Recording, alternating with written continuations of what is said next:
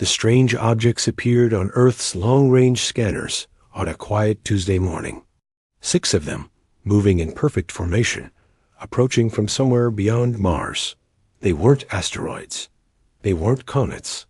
They moved with purpose, adjusting their course too precisely to be anything, but Ship's Commander Alan Wright was eating breakfast when the call came. He answered with a piece of toast still in his hand. "Sir, you need to come in, now."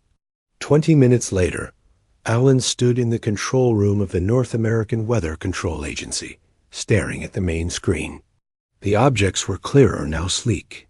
Dark shapes unlike any human vessel. "First contact," whispered Dr. Samantha Miller beside him. Her eyes were wide, reflecting the glow of the monitors. After all this time, Alan nodded. And it had to happen now, when Earth is at its most vulnerable. The Typhoon belt had formed gradually over the past decade. What started as an increase in tropical storms had evolved into something meteorologists had never seen before, a permanent band of violent weather systems encircling Earth's equator. Hurricane-force winds, lightning storms, and swirling debris made the belt impossible to cross by air. Ships that tried to sail through vanished. The belt had cut the world in half, separating the northern hemisphere from the southern dot. Samantha had devoted her career to studying the phenomenon. "The aliens are positioning themselves along the outer edge of the belt," she said, pointing to the screen. "See how they're spreading out? They're studying it." "Why?" asked Alan. "Maybe they're looking for a way through." The world's governments scrambled to respond. The United Nations Security Council convened an emergency session. The major space agencies coordinated their efforts. Everyone asked the same questions. Who were these visitors? What did they want? How should humanity respond? The aliens answered the first question themselves 3 days later. The message came simultaneously to every major radio telescope and communications center on the planet. "We are Veldorian. We come to trade. We will descend to surface." Simple, direct, and troubling. Alan was in the UN's Emergency Command Center when the message arrived. Representatives from 50 nations fell silent as the translation appeared on their screens. "They can't descend," said the Brazilian delegate. "Not through the belt." "We need to warn them," agreed President Susan Baker of the United States. "We need to establish communication protocols, arrange for a meeting point in orbit." The joint Earth response was drafted within the hour. "Veldorian visitors, we welcome peaceful contact. Negative on descent. Do not attempt passage through the equatorial storm system. Extreme danger. We will arrange alternative contact procedures." They waited. Hours passed with no response. "Maybe they didn't understand," suggested Dr. Richard Jones, the linguistics expert who had helped craft the message. "Or maybe they didn't believe us," said Alan. The Veldorian ships began to move the next morning. Not toward the safe rendezvous, point in orbit that Earth had suggested, but directly toward the outer edges of the Typhoon belt. "What are they doing?" President Baker demanded, as reports came in from tracking stations around the world. "They're scanning the belt intensively," said Samantha, who had been called to Washington to advise the emergency response team. "Energy readings indicate they're using some kind of advanced sensing technology. Can they detect a safe path through?" Asked Secretary of Defense George Williams. Samantha shook her head. "There is no safe path.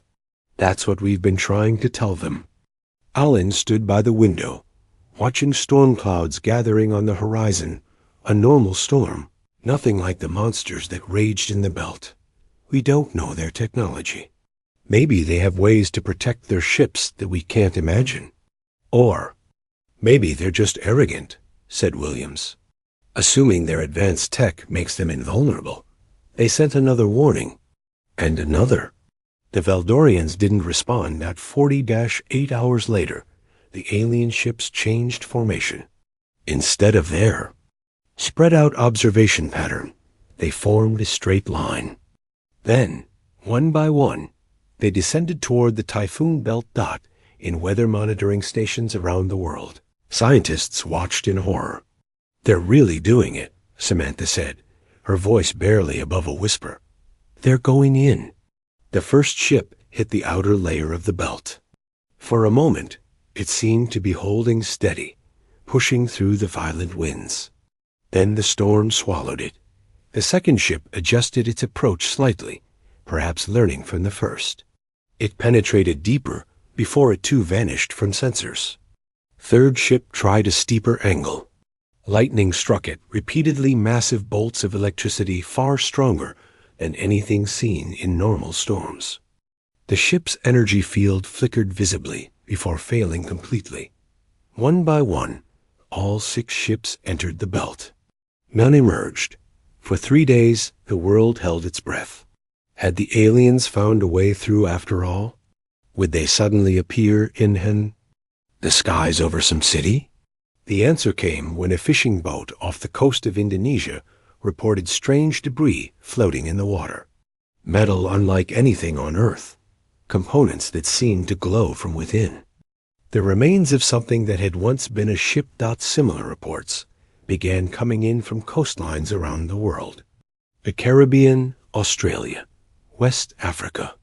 Pieces of the Veldorian vessels, scattered by the Typhoon belt's relentless currents. In the Pentagon's Emergency Command Center, Alan examined photographs of the wreckage. "They didn't listen," he said. "We tried to warn them." "Why wouldn't they listen?" asked Dr. Lisa Perez, who had been brought in to study the alien technology. "Any spacefaring species must understand the concept of dangerous weather." "Maybe. They've never encountered anything like our belt," suggested Samantha. "Maybe on their world, storms are predictable, manageable things." "Or maybe," said General Frank Carter grimly, "they thought we were lying. That the belt was some kind of defense system we created to keep outsiders away." The room fell silent as the implications of his words sank in. If the Veldorians had friends or worse, superiors, they might soon come looking for their missing ships, and they might not believe that Earth had tried to prevent the tragedy. Alan looked again at the alien wreckage. Beautiful technology, now broken beyond repair. A peaceful contact turned into disaster. "We need to prepare," he said quietly, "in case they send more ships." "And what if the next ones don't come to trade?" asked General Carter. "What if they come for revenge?" No one had an answer to that question. Outside, storm clouds continued to gather. 3 weeks passed. The world's governments collected and studied the alien wreckage that washed up on shores across the globe. Scientists worked day and night to understand the Veldorian technology. Military forces around the planet remained on high alert. Alan Wright barely slept. When he did, nightmares of alien ships falling from the sky haunted him. He felt responsible somehow, though he knew there was nothing more they could have done to warn the Veldorians. "You need to rest," Samantha told him one evening as they examined new pieces of wreckage in the agency's main lab. "Exhausting yourself won't help us prepare for what might come next." Alan nodded, but didn't move away from the twisted piece of alien metal on the table. "Do you think they'll come looking for their people?" "I would," she answered simply. They got their answer the next day, that the long-range scanners detected them first 50 ships. Much larger than the scout vessels that had been destroyed. They moved with purpose, decelerating as they entered the solar system. President Baker called an emergency meeting of the Global Defense Council. Representatives from every nation gathered virtually as humanity faced its first extraterrestrial threat. Alan and Samantha joined from the weather control. Agency headquarters. "The alien fleet will reach Earth orbit in approximately 7 hours, reported NASA Director Paul Evans.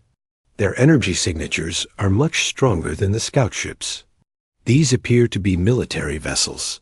Have they made any attempt to communicate?" asked the Indian representative. "Nothing yet," said Communications Director Nancy Clark.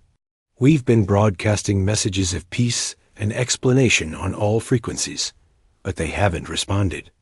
The Russian representative leaned forward. Perhaps they are waiting until they are closer. He was wrong. The Veldorian battle fleet arrived exactly as predicted and positioned themselves just beyond Earth's orbit. Their message came immediately. Afterward, broadcasted with enough power to be picked up by ordinary radios and televisions worldwide. You have destroyed our envoys. You will submit to occupation or face elimination. The message played on repeat, translated into every major Earth language. In the Pentagon's Emergency Command Center, General Frank Carter slammed his fist on the table. I knew it. They think we destroyed their ships on purpose. We tried to warn them, said Alan, his voice tired. They wouldn't listen. And now they won't listen again, said Dr. Lisa Perez. They've already decided we're hostile. President. Baker looked around the room. Options? We can try to explain again, suggested Director Clark. Send them the data showing how we attempted to warn their scouts, along with everything we know about the Typhoon belt. And if they don't believe us? Asked General Carter. Our missile defense systems won't do much against ships that can cross interstellar space. Then we need to find another way to defend ourselves, said President Baker. Something they won't expect. Dr. Linda Chun from the Chinese Space Agency, who had been quiet until now, spoke up. Perhaps we can use the very thing they fear against them. All eyes turned to her. The Typhoon belt destroyed their scout ships, she continued. They believe we control it as a weapon. What if ... what if we did? The belt is a natural phenomenon. Samantha objected. Admittedly accelerated by climate change, but not something we created or can control. Not yet, said Dr. Chun. But the Weather Control Agency was established to try to mitigate the belt's effects, correct? You have ships designed to operate near its edges. Technology to influence weather patterns. Alan stared at her, beginning to understand. You're suggesting we weaponize the Typhoon belt. I'm suggesting we use what we have, she replied calmly. If they attack, they will need to pass through or around the belt to reach the surface. We know the belt better than they do. General Carter nodded slowly. A defensive strategy. Use the belt as a shield while we strike from within it. It's extremely risky, warned Samantha. Our weather ships aren't designed for combat. And even, we can't safely navigate deep into the belt. But we can navigate parts of it, said Alan, his mind racing with possibilities. And we've been working on technologies to temporarily calm sections of the storm. Do we have any other choice? Asked President Baker, looking around the room. No one spoke. Then let's get to work, she said. We need a plan before they lose. Patience. They didn't have long to wait. 6 hours later, the Veldorian ships began to move, spreading out to form a globe around the planet. Small fighter craft deployed from the larger vessels, taking up positions in lower orbit. They're preparing. For attack, reported General Carter. Earth sent one final message. We did not destroy your envoys. The storm belt is a natural phenomenon. We warned your ships not to enter. Please cease hostilities and allow us to share our data. The Veldorians responded with a single word. Surrender. Then they fired. Energy beams lanced down from the Veldorian. Ships, targeting military installations across the northern hemisphere. Most were intercepted by Earth's missile defense systems, but some got through. Reports of destruction came in from bases in Alaska, Greenland, and Siberia. This is it, said President Baker grimly. Implement Operation Tempest Shield immediately. All around the world, specially designed ships launched from hidden bases near the edges of the Typhoon belt. These vessels, called storm runners, had been created to study and eventually help control the belt. Now they would serve a different purpose. Commander Patricia Nelson led the North American Fleet 10 ships equipped with experimental weather modification technology. Their mission, Use the belt as cover while striking at the Veldorian forces. This is either brilliant or suicidal, muttered Lieutenant Gregory Martinez as their ship, the Storm Chaser, approached the outer bands of the Typhoon belt. Patricia managed a grim smile. Sometimes those are the same thing, Lieutenant. She looked at the radar, showing the Veldorian ships in orbit. They were powerful, advanced, confident in their superiority. But they had one critical weakness. They didn't understand what they were fighting. They think they're fighting us, she said quietly. But they're really fighting Earth itself. The Storm Chaser entered the edge of the Typhoon belt, shuddering as the first violent winds struck its hull. Around the world, other storm runners did the same, disappearing into the maelstrom that had become humanity's last defense. The battle for Earth had begun. Inside the Typhoon belt, the world changed. Outside, the sky was blue. Inside, it was a swirling darkness, broken by constant lightning. Outside, the air was calm. Inside, winds howled at over 200 miles per hour. It was like entering another world entirely, a world of chaos and fury. Commander Patricia Nelson gripped her control panel as the Storm Chaser bucked and shuddered. Warning lights flashed across the bridge. The ship had been designed to operate in the outer edges of the belt, but even with all its special reinforcements and stabilizers, it struggled against the storm's raw power. Hull integrity at 87%, reported Lieutenant Martinez. Still holding. What about the others? Patricia asked. All 9 ships still with us, Martinez confirmed, though the Windseeker is reporting minor damage to their port stabilizer. Patricia nodded. Her fleet was the most experienced at operating near the belt. They had trained for years, gradually pushing deeper into the storms, mapping the patterns, testing the limits of their ships and themselves. But they had never gone this deep before. Never with the fate of humanity riding on their shoulders. Activating the calm field, she ordered. The Storm Chaser carried experimental technology designed to temporarily reduce the violence of the storms around it. The theory was simple. Create a bubble of relative calm that would allow the ship to move more safely through the belt. The practice was anything but simple. It required massive amounts of energy and precise calculations that had to be constantly adjusted as the storms changed. A low hum filled the ship as the calm field generators powered up. Outside, the fury of the storm seemed to hesitate, like a wild animal suddenly uncertain. The winds nearest the ship slowed. The lightning retreated. It's working, said Lieutenant Martinez, surprise evident in his voice.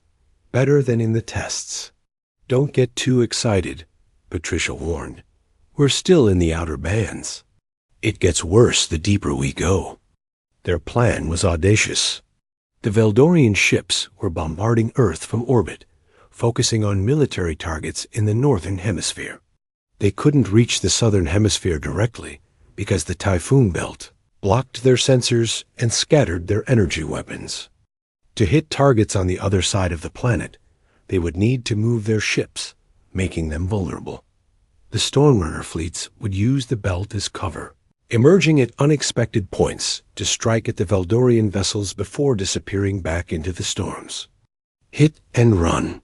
The oldest tactic in warfare, adapted for a battlefield unlike any in human history.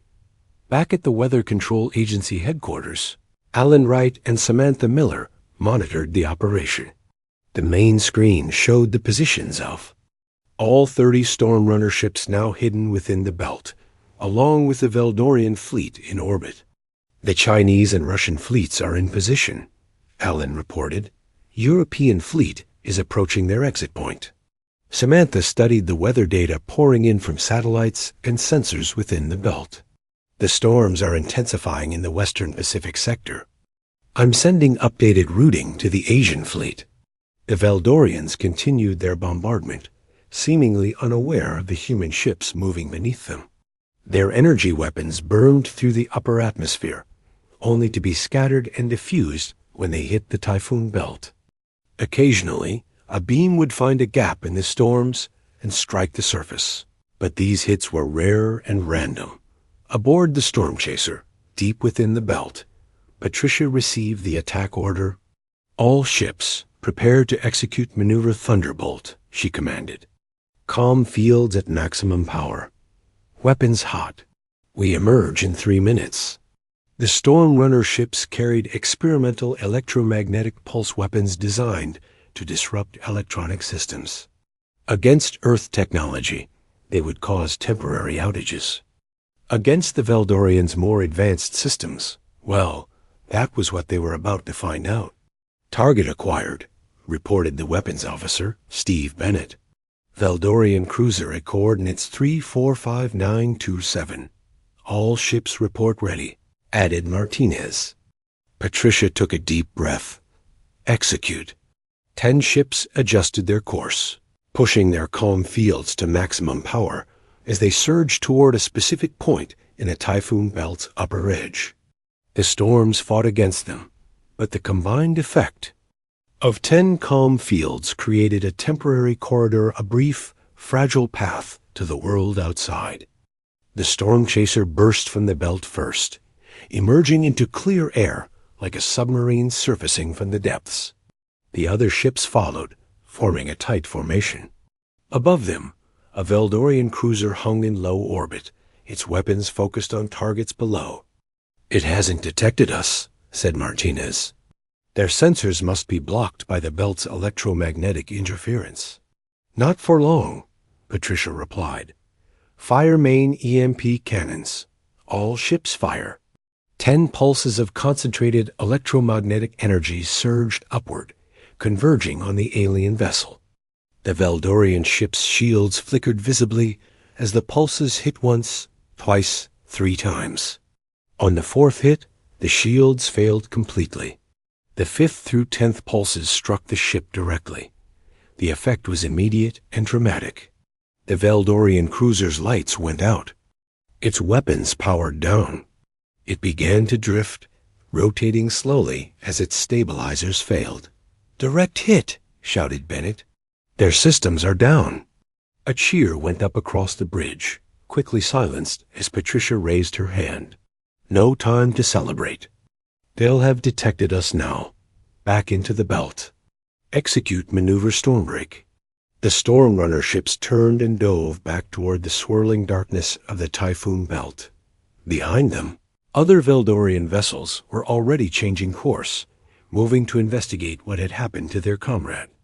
The Storm Chaser plunged back into the storm, just as energy beams from the approaching Veldorian ships lanced through the space they had occupied seconds before. Similar scenes played out around the planet as other Storm Runner fleets executed their own attacks, striking from the belt before disappearing back into its protective fury. Some were successful, others were not. The European fleet lost 2 ships when their calm field generators failed during extraction, leaving them exposed to both the storm and enemy fire dot in the Pentagon Command Center. General Carter received the initial reports with cautious optimism. First strike successful at multiple points. 12 Veldorian ships disabled or damaged. We lost 3 of our own. President Baker nodded grimly. "It's a start, but they'll adapt quickly." "They already are," said Allen, pointing to the main screen where the Veldorian fleet was changing formation. "They're spreading out, trying to cover more orbital paths." "And they're adjusting their weapons," added Samantha. "Look at these energy readings. They're trying different frequencies, looking for one that can penetrate the belt more effectively." The president looked at the assembled experts. "How long can we keep this up?" No one answered immediately. Finally, Allen spoke the truth they all knew. "Not long enough. We're buying time, not winning. Unless we find some new advantage, they'll eventually figure out how to neutralize the belt or simply wear us down through attrition. Then we need to find that advantage," said President Baker. "Fast." 1 week into the war, Earth's strategy was working better than anyone had dared hope. The Stormrunner ships continued their hit-and-run attacks, emerging from the Typhoon belt to strike Veldorian vessels before disappearing back into the storms. 23 alien ships had been disabled or destroyed. The Veldorians had stopped their bombardment of Earth's surface, forced to focus on defending against the unpredictable human attacks. But the cost was high. 11 Stormrunners had been lost, either to enemy fire or to the belt itself when their calm field generators failed. The remaining ships were showing signs of strain, their hulls weakened by constant exposure to the belt's fury dot in the Weather Control Agency headquarters. Now serving as one of Earth's main command centers, Alan Wright reviewed the latest damage reports with growing concern. The Storm Chaser's hull integrity is down to 53%, he told Samantha. 2 of their calm field generators are offline. One more hit like the last one, and they won't make it back into the belt. Samantha nodded grimly. Same story with most of the fleet. We're running out of time. She turned to the main screen, where a new set of data was displayed detailed, scans of the Veldorian wreckage that had been recovered both before and during the conflict. There has to be something here, she said. Some weakness we can exploit. Alan joined her at the screen. For days, scientists around the world had been studying the alien technology, looking for any advantage. So far, they had found little. The Veldorians were clearly more advanced in most areas' energy weapons, propulsion, shields. But there had to be something they had missed. What about this? Alan pointed to a section of data regarding the navigation systems recovered from the original scout ships. Dr. Miller, look at these sensor configurations. Samantha studied the information. They're calibrated for gravitational and electromagnetic detection. Standard space navigation. Yes, but look at the sensitivity range. It's incredibly precise. For gravity waves, but the electromagnetic sensors are focused on a very narrow band. Samantha's eyes widened as she understood. They can detect the tiniest variations in gravity, but they're nearly blind to the kind of electromagnetic chaos in the Typhoon belt. Exactly, said Alan. That's why the first ships were destroyed. Their navigation systems were completely overwhelmed by the belt's electromagnetic interference. And why our EMP weapons have been so effective, added Samantha. They don't have the same kind of protection against electromagnetic attacks that we do. Alan turned to the communications officer. Get me Commander Nelson on the Storm Chaser and alert the President. I think we've found our advantage. Aboard the Storm Chaser, deep within the Typhoon belt, Patricia Nelson received the new information with cautious hope. Her ship and crew were exhausted. The constant battles against both the Storm and the Veldorians had taken their toll. This might be their last chance. So their navigation is primarily gravity-based, she summarized. And the electromagnetic interference in the belt essentially blinds them. That's right, Alan confirmed over the secure channel. Their technology is more advanced than ours in most ways, but they evolved in an environment without this kind of electromagnetic chaos. They never needed to develop protections against it. How does this help us? Asked Patricia. We've already been using EMP weapons. We've been using them as weapons, said Alan. But what if we use them to create a specific pattern? A false signature that their gravity sensors would detect as a clear path through the belt? Patricia understood immediately. A trap. Exactly. We create what looks like a safe corridor through the belt. When they send ships in, the belt does what it does best, Patricia finished. It tears them apart. The plan was put into action immediately. All remaining Stormrunner ships were assigned positions along the edge of the Typhoon belt. Using their calm field generators and EMP weapons, recalibrated to emit specific frequencies, they would create what would appear to the Veldorians as a stable path through the storms. Colonel Michel Garcia led the most successful squadron, the Storm Riders. "We're water creatures fighting fish in a hurricane," she told her pilots over the comm. Guess which one of us evolved to handle the storm? The Veldorian commander, increasingly frustrated by the humans' guerrilla tactics, took the bait. Their sensors detected what appeared to be a weakening in the Typhoon belt, a natural corridor forming that might allow them to bypass the storms and strike directly at targets in the southern hemisphere. 20 Veldorian ships moved into position above the apparent corridor. Their sensors probed the area, confirming what seemed to be a stable path through the belt dot in the Pentagon Command Center. General Carter watched the alien fleet's movements with tense anticipation. "They're buying it, moving into position above the false corridor." President Baker nodded. "Now we wait." The Veldorian commander, confident in the superiority of his technology and frustrated by the humans' evasive tactics, ordered 5 ships to enter the corridor. They would establish a beachhead in the southern hemisphere, bypassing the main human defenses. The 5 ships descended toward the belt, their sensors detecting a clear path through the chaotic storms. What they couldn't detect was the carefully calibrated electromagnetic field being generated by the hidden Storm Runner ships, a field designed specifically to fool their gravity-based navigation systems. The lead Veldorian ship entered the belt. For a few moments, it appeared to be moving smoothly through the corridor. Then the calm field generators on the nearest Storm Runner ship shut down, removing a critical piece of the illusion.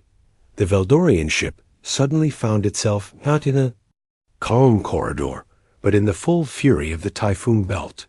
Its navigation systems, overwhelmed by the electromagnetic chaos, failed completely. The ship veered off course, directly into the worst part of the storm. The other 4 ships, still following their programming, continued into the belt. One by one, they disappeared into the maelstrom. "It's working," breathed Samantha, watching. "The data feeds. They're completely disoriented." The Veldorian commander, watching his ships vanish into the belt, realized too late that he had been tricked. In desperation, he ordered his remaining vessels to concentrate fire on a single point of the Typhoon belt, hoping to burn a pathway through to Earth's surface. "They're getting desperate," said General Carter, observing the Veldorians' new tactic, trying to brute force their way through. Alan studied the energy readings with growing concern. "They're using everything they've got. If they keep this up, they might actually punch a hole through the belt. Can they do that?" asked President Baker. "The belt is powerful, but it's still a weather system," said Samantha. "Hit it with enough energy in one spot, and yes, they could create a temporary opening. Then we need to stop them," said the president, "before they succeed." But as they watched, the Veldorian ships continued their concentrated assault. The energy readings from the belt at the point of attack began to fluctuate. A small but growing gap appeared in the storm pattern. "They're doing it," said Alan. "They're creating an eye in the storm." The Veldorians had found their way through the Typhoon belt. Earth's greatest defense was about to be breached. The eye in the Typhoon belt grew larger as the Veldorian ships continued their concentrated attack. A circle of relative calm about 5 miles wide formed in the storm, creating a corridor that reached from the upper atmosphere down to the ocean. "Below, they've done it," said General Carter, staring at the satellite imagery. "They've punched through." In the Weather Control Agency Command Center, Alan and Samantha watched with growing alarm as the Veldorian ships prepared to send a large vessel through the opening. "If they establish a foothold in the southern hemisphere, we lose our main defensive advantage," said Alan. President Baker looked at her advisors. "Options? Our remaining storm runners could attack the ships maintaining the corridor," suggested General Carter. "Force them to break off their energy barrage." "Too risky," countered Alan. "The ships are too damaged, and the Veldorians are expecting that now. They'd be destroyed before they could get close." Samantha had been quiet, studying the data from the belt. Now she looked up. The eye won't last. No matter how much energy they pour into it, the belt will eventually close back in. It's too powerful, too vast to be held open indefinitely. How long do we have? Asked the president. Hours, maybe. But that's enough time for them to land troops or launch a major strike against the southern hemisphere. President Baker nodded grimly. Then we need a new plan. Now. Dr. Jason Red, who had been quietly working in the corner of the room, spoke up. What if we stop fighting? Everyone turned to look at him. Explain, said the president. We've been treating this as a war, said Jason. But what if it's really just a misunderstanding? The Veldorians think we destroyed their scout ships on purpose. What if we could prove we didn't? We've tried sending messages, said Communications Director Nancy Clark. They ignore them. Messages are easy to ignore, said Jason. But what if we sent people? A ship right through the eye they've created, carrying proof of what really happened? That's suicide? Objected General Carter. They'd blow any ship out of the sky before it got close. Not if it's clearly unarmed, countered Jason.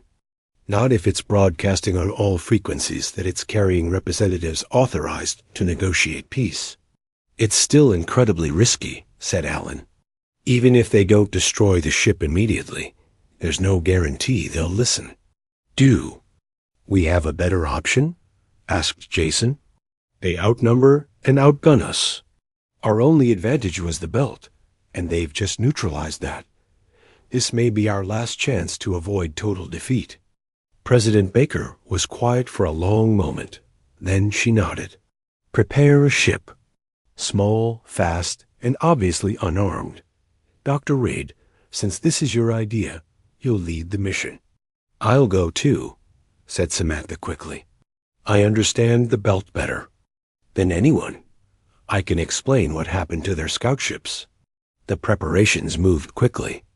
A small atmospheric craft, normally used for weather research, was stripped of all but the most basic equipment to make room for the delegation Dr. Jason Reid, Dr. Samantha Miller, and representatives from 5 other nations. They carried with them all the data Earth had collected on the Typhoon belt, along with recordings of the warnings sent to the original. Veldorian scouts Allen found Samantha in the hangar as final preparations were being made. This is crazy, you know that? She smiled faintly. Any crazier than hiding in a hurricane to fight aliens? Fair point. He hesitated and added, Just come back, okay? I'll do my best. She squeezed his hand briefly, then turned to board. The ship, the small craft, launched an hour later, heading directly for the eye in the Typhoon belt. It was unarmed and broadcasting on all frequencies. Attention Veldorian fleet. We carry authorized representatives seeking peaceful resolution. We approach under truce to share critical information. Please acknowledge. For several tense minutes, there was no response. The ship continued its approach, passing through the upper edge of the eye and into the corridor the Veldorians had created in the Typhoon belt. Still no response, reported the pilot nervously. We'll be in weapons range in 2 minutes. Jason looked at Samantha. Any ideas for a more convincing message?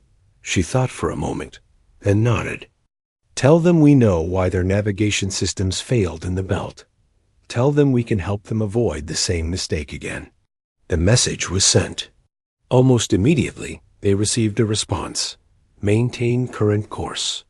Any deviation will result in destruction. Well, they're talking to us at least, said Jason. That's progress. The ship continued through the eye, the walls of the Typhoon belt visible on all sides, a tunnel of calm surrounded by chaos. Above them, the Veldorian fleet waited as they emerged from the top of the eye. They saw the Veldorian flagship directly ahead, a massive vessel that dwarfed their tiny craft. A tractor beam locked onto them, drawing them toward a docking bay. This is it, said Samantha. Either we convince them, or Earth falls, finished Jason. No pressure. The human delegation was escorted by armed guards through the alien ship. The interior was surprisingly similar to human vessels in basic design, though the technology was clearly more advanced.